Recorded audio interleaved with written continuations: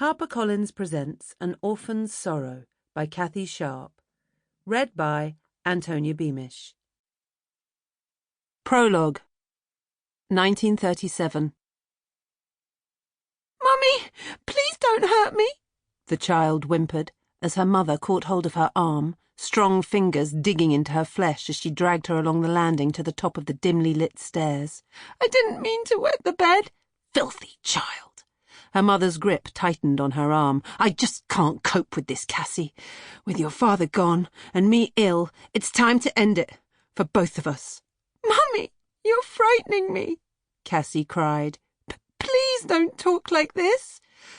"We'll go in the river together," her mother said, eyes wild with despair. "It's the best for us, Cassie. Your father left us, and we've no money to pay rent on even these poor rooms. I can't feed you or myself." They had reached the top of the steep stairs. Cassie clutched at her mother as she started to drag her down them, bumping her against the banisters so that she stumbled to her knees on the worn carpeting, banging her elbows and head against the knobbly banisters. She cried out and screamed to her mother to let her go. "I don't want to die, Mummy." Cassie wept desperately, pushing at her mother as hard as she could, struggling to break free of the punishing grip. She was terrified of the woman she'd always loved, hardly recognizing her in the wild-eyed creature who was tormenting her with threats of death. She jerked, one last time trying to evade the iron grip, and then it happened. Her mother screamed, her body hanging in the balance for one terrible moment before she tumbled backwards down the stairs, dragging Cassie with her.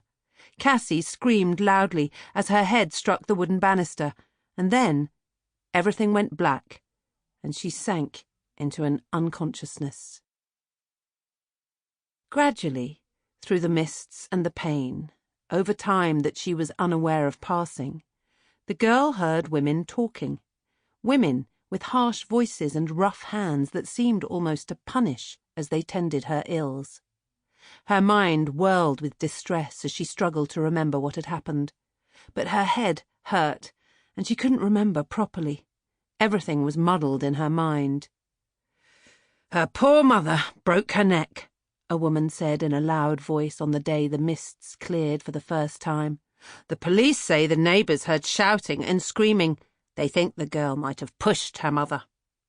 "Cassie pushed her mother down the stairs?" a second female voice said. "Well, I would never have thought it.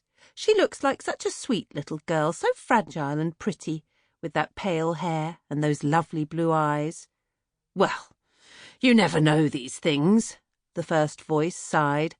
"Children can be evil little devils, you know." "What will they do with her?" "I think they'll put her away somewhere. I mean, she obviously isn't right in the head since the fall, is she? No doubt she'll be shut up in an institution where she can't do any harm. Or maybe they'll send her to Australia, like they do all the unwanted kids these days." Tears slipped down Cassie's cheeks. She remembered her name now, and her mother shouting at her before she fell. Was it her fault? Cassie didn't know. All she understood was that no one wanted her, no one loved her, and that she was going to be sent away to somewhere she'd never heard of. It terrified her. The voices were moving away now. Shivering, Cassie slipped out of bed and pulled on the clothes she found folded on a chair beside her. She walked through the long room where other children lay in beds, few of them moving, their eyes just staring. One of the children started screaming, and some ladies that Cassie thought might be nurses gathered around her bed trying to calm her. No one noticed Cassie as she walked out of the room, down the stairs, and out of the front door, into the street.